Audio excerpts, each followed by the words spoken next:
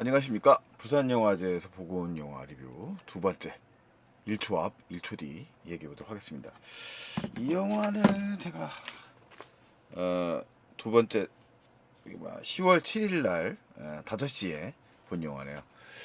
이 영화는 일단은 제가 요번에 부산에서 본 첫 번째 유일한 일본 영화기도 한데요. 일본 영화들이 영화제에서 워낙 인기들이 있어가지고 참 보기가 힘들었습니다만 그래도 이 영화에서 그 감독님하고 사진도 찍고 어, 앞자리에 바로 앉아가지고 좀 좋은 기분으로 본 영화였습니다. 일단 제가 이 영화의 원작을 봤거든요. 이 원작은 2020년에 나온 마이 미싱 발렌타인이라는 대만 영화입니다. 이 영화도 당연히 인상적으로 봤고요. 일본 그 평도 좋았던 영화였어요.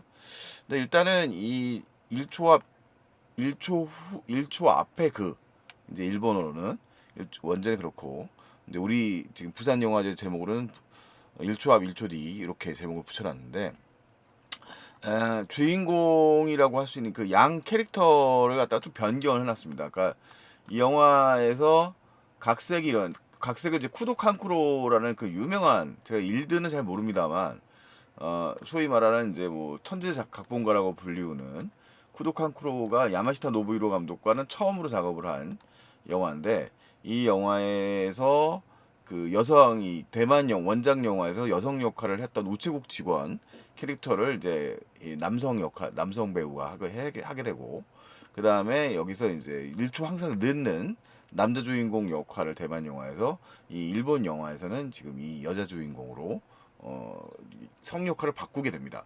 그래서 이걸 가지고 이제 GB에서도 좀 얘기가 질문이 나왔었는데 왜 그렇게 바꿨는가 했던데 일단은 이 캐릭터를 좀 마땅한 캐릭터, 이 대만 원작 영화에서 여주인공 캐릭터가 상당히 인상적인 그 좀 되게 엉뚱하면서 발랄한 좀 독특한 느낌을 주는 그런 캐릭터였고 실제로 뭐 대만의 원래 진행자 출신의 그런 배우로 유명한 분인데 일본에서는 좀 그걸 찾기 힘든 이미지여서 좀 지지부진한 상황이었다가 이 감독님이 왔을 때 감독 배우의 캐스팅을 고려하면서 남성으로 생각을 해보니까 이 오카다 마사키가 적절한 캐릭터여서 그 오카다 마사키로 바꾸고 나서 작업을 이제 하면서 하는 게 되게 수월해졌다고 이야기를 하더군요. 그래서 영화가 일단은 성 역할이 일단 원작 영화는 좀 바뀌게 되어 있습니다. 내용 자체는 일단 변화는 크게 없고 일단 공간이라든가 그다음에 이제 연출 스타일들이 좀 변화가 있습니다. 전체적인 그 구성의 틀은 각본의 전개라든가 스타일 틀은 그대로 크게 바뀌진 않은 영화라고 말할 수 있겠고요. 주인공은 이제 보시다시피 오카다 마사키고 키오라 카야라고 이제 젊은 여배우죠. 그러니까 이 배우입니다. 키오라 카야가 지금 이미지 속에 안 나오는데 이분이 이제 카야고 이 사람이 오카다 마사키라고 하는 이제 나름 유명한 배우겠고요. 일본 영화를 좋아하시는 분들, 일본 드라마를 좋아하시는 분들이라면 또 잘 아실 만합니다만 저는 이렇게 막 아주 배우들 이름을 달달 외울 정도는 아니어서 죄송스럽습니다. 일단 전체적인 이야기는 일단은 뭐 이 원작의 아이디어가 사실은 굉장히 이제 훌륭한 아이디어죠. 그러니까 이 원래 영화 제목이 대만 영화가 마이 미싱 발렌타인이라고 이제 붙어 있는 것처럼 영화의 시작은 이제 그 하루 전날에 계획된 일들을 하지 못했던 주인공이 이제 경찰서를 찾아가면서 보통 진행됩니다. 지금 일본판의 경우에는 이제 오카다 마사키가 바로 그런 케이스인데 이 오카다 마사키가 자신의 그런 잃어버렸던 하루를 찾아달라고 이제 찾아가는 좀 얼토당토하는 시퀀스로 시작을 합니다. 약간 톤 다운되었어요. 대만 영화는 조금 더 판타지고 여주 주인공이 좀 더 캐릭터가 좀 엉뚱하다 보니까 조금 더 좀 땡깡을 부리는 듯한 느낌이 있는데 일본 영화답게 약간 좀 톤 다운되어 있는 경향이 좀 보여주고요. 이제 뭐두 영화 좀 생각나는 대로 비교를 해보자면 그렇습니다. 조금 더 조건이라든가 좀 상황을 좀 바꿔놨습니다. 그래서 원래 대만 원작에서는 여자 주인공 혼자 살고 있고요. 그 공간에서 펼쳐지는 판타지들이 좀 있는데 이 영화에는 그런 판타지적 요소가 거의 없고요. 내용을 갖다가 좀 현실적으로 좀 조성을 했다고 할까요? 그러니까 GB에서도 이야기가 나왔는데 야마시타 노부히로 감독의 말씀도 전체적으로 좀 뭔가 대만 영화는 약간 아이스러운 좀 이렇게 동화스러운 내용들이 많이 있다고 한다면 일본 영화는 좀 더 로맨스 쪽에 좀 방향을 잡았다고 말할 수 있을 것 같습니다. 근데 뭐 야마시타 노부로 감독 자체의 성향이 애초에 그렇게 뭐 로맨스에 딱 집착하는 편이라고 해서 뭐 애절하게 가는 사람은 아니었기 때문에 전체로 약간 좀 인생담 같은 이야기로 풀어나간다고 할 수 있겠죠. 뭐 야마시타 노부로 감독의 대표작 하면 이제 뭐 린다라든가 마을에 부른 산들바람, 뭐 그다음에 우리 삼촌, 뭐 최근에 좀 심각한 영화로 오버 더 펜스 같은 영화들이 좀 있는데 그 영화들이 전체적으로 좀 인생의 속도라든가 이런 이야기들을 좀 많이 다루고 있는 편이죠. 근데 그런 소재로 보자면 이 쿠도 칸쿠로가 쓴 이 각본에 근거한 이 1초 앞 1초 뒤의 경우도 좀 그런 연출의 흐름에 이 사람의 관심사에 야마시타 노부로라는 감독 관심사에 좀 더 근접해 있다고 말할 수 있습니다. 그리고 참고로 이분이 76년생이신데요. 그 제가 사진을 찍어 보니까 이제 워낙 수염을 이렇게 막 노인처럼 막 되게 덥수룩하게 길러서 굉장히 나이가 많아 보입니다만 아직은 뭐 40대 후반의 나이라고 할 수 있겠습니다. 이제 좀 있으면 50이 되는 나이죠. 자, 그리고 일단은 이 주인공 설정의 변형을 이제 남성 주인공으로 바뀌다 보니까 기본적 설정은 이제 큰 틀은 이제 시간에 대한 이야기가 돼요. 일단은 이 주인공 남자 주인공의 경우에는 우체국 직원으로 이제 시골에 이제 있는데 지역이 교토로 만든다는 게 되게 독특한 점입니다. 그러니까 대만 영화가 타이페인지 정확하게 어느 지역인지는 지금 이제 좀 영화를 본 지 오래돼가지고 기억이 안 납니다만 이 교토라고 하는 지역적 특성이 상당히 중요한 요소예요. 그래서 영화에서 이제 교토의 이 옛날에 일본의 옛날에 그 저기 뭐야 수도였으니까 이쪽 지역이 원래 오리지널 교토다라는 얘기를 한다든가 하면서 지역적 설명들을 영화에서 이 남자 주인공이 하는 얘기들이 나오는데 정작 이제 본인도 이제 그 교토의 그 중심지 뭐 우리나라로 치자면 서울의 이제 사대문 안에 태어난 사람은 아니고 약간 이제 시골 출신의 이 교토의 외곽에 있는 사람으로 등장을 하고 있고요. 그 다음에 공간 설정에서는 지금 이 남자들이라면 알만한 이 배우 시미켄이 조연으로 등장을 하더라고요 영화에는. 그러니까 전혀 야한 영화가 아닙니다. 저 사람이 얼굴만 본다고 해가지고 이제 동생이 이제 그 소위 말하면 뭐라 그러죠? 그 이렇게 갸루거리라고 하죠. 아직 유행 이미 지나간 갸루 화장을 하고 있는 동생과 동생의 커플과 같이 살고 있다는 설정이에요. 이 남자 주인공이. 그래서 이 남자 주인공의 이제 뭐 저기 뭐야 매제라고 해야 되나요? 이 매제로 이제 히미켄이 조연으로 등장을 하고 있습니다. 자, 어쨌든 간에 영화는 이제 지금 여기도 이 장면의 경우도 자기 하루를 잃어버렸다고 지금 따져보는 거예요. 행사를 어디로 가기로 했는데 이 사람이 썸을 타고 있는 이제 주인공이 가수인데 이 배우입니다. 이 배우와 같이 이제 썸을 타면서 어떤 행사에 가기로 했는데 그 행사에 가기로 한 날에 기억이 이제 깨끗하게 없어지고 얼굴은 이제 빨갛게 익어버린 거죠. 그러면서 이제 이야기가 이제 전체로 전개가 됩니다. 이건 원작과 거의 같은 구성의 이야기예요. 자, 그래서 영화는 이제 일단은 이 주인공의 시점에서 당황스러운 상황들 그리고 이 사람의 생활 같은 것들을 이제 보여줍니다. 그러니까 기본적으로 그렇고요. 다만 이제 이 영화에서 모티브가 되는 그 라디오 방송 같은 그런 구성 요소들 같은 것들을 비교적 좀 짧게 그러니까 뭐라고 할까 현실적으로 좀 라디오와의 좀 대화를 좀 더 적극적으로 활용을 하고 있는데 원작 대만 영화에서는 좀 더 그 주인공이 살고 있는 공간에 창이 등장하다. 그러니까 원작은 넷플릭스에 있어요. 창이라든가 등장하면서 조금 더 이제 그런 동화적인 각색들을 넣거나 아니면 뭐 중간에 갑자기 도마뱀이 나와서 이제 잃어버린 물건에 대한 이야기를 한다거나 그러니까 잃어버린 시간에 대한 테마를 갖고 있는 거거든요. 그래서 이 영화도 기본적으로 그런 그 아날로그적인 감성이 노스텔지아적 요소들을 가지고 오고 있는 부분이고 전개도 비슷합니다만 조금 더 현실적 톤다운들이 좀 되어 있다고 말할 수 있고요.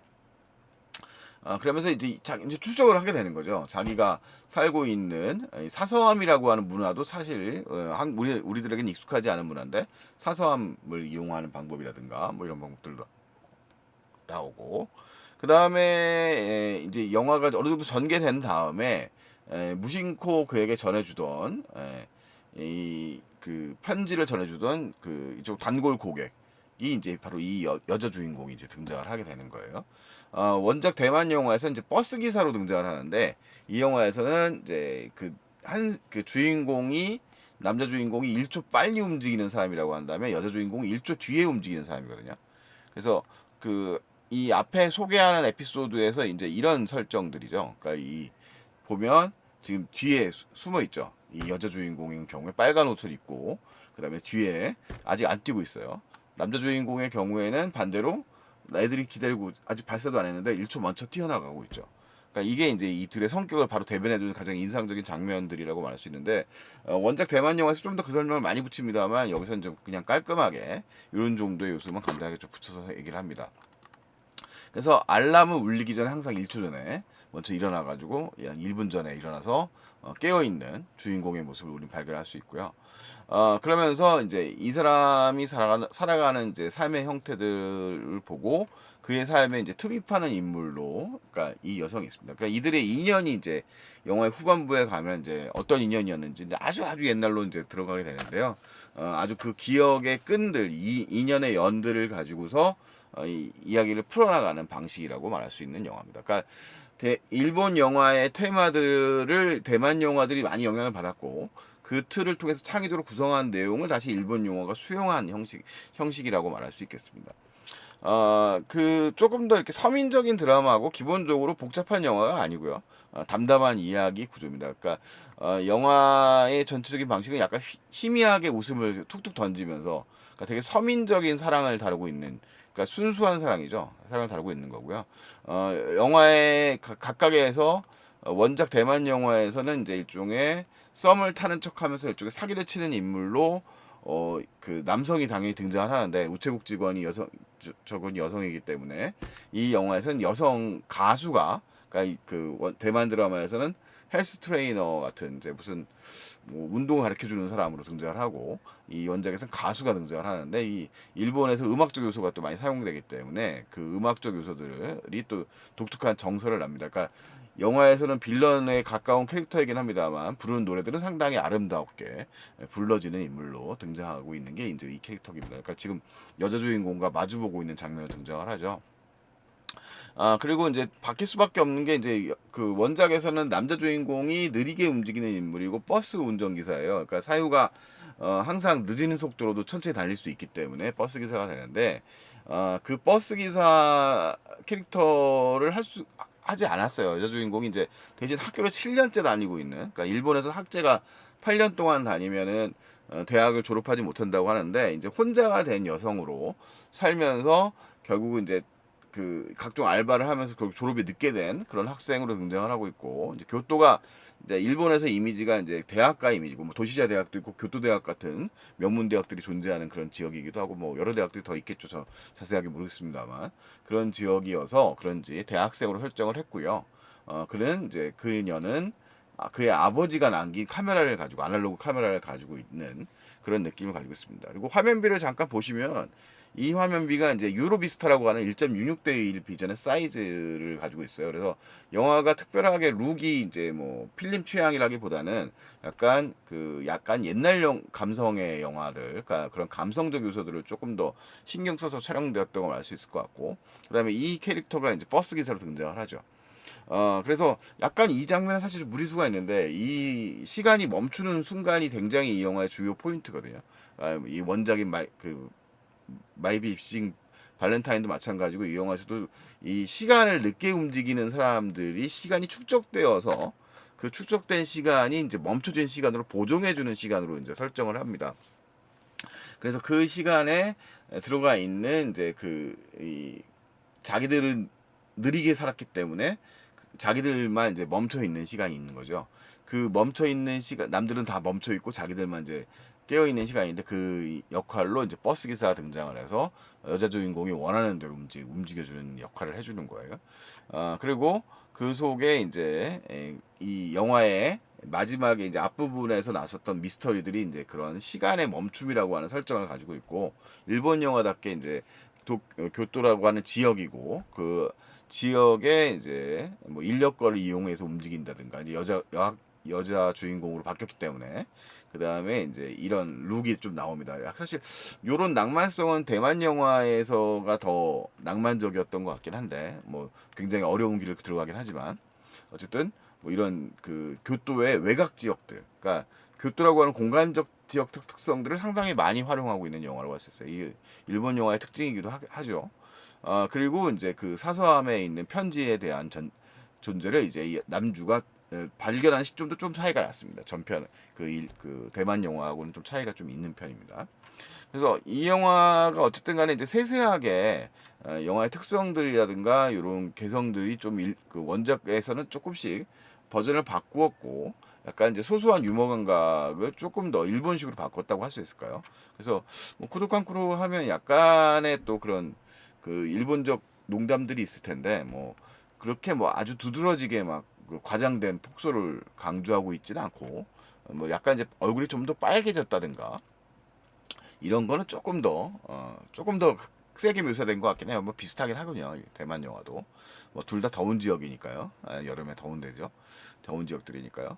그래서 어쨌든 그런 특성들이 잘 반영된 영화가 1초와 1초입니다. 그래서 뭐 야마시타 노부히로 감독의 오리지널 스크린 플레이가 아니기 때문에 이 영화가 애초에 뭐 그렇게 아주 원작이 오리지널이 있는 영화로서 뭐 훌륭한 걸작이다 이렇게 갈 수 있는 방법은 아니지만 되게 소소하게 즐거운 영화로서 보는 데는 그렇게 부담이 안 되는 영화라고 말할 수 있을 것 같습니다.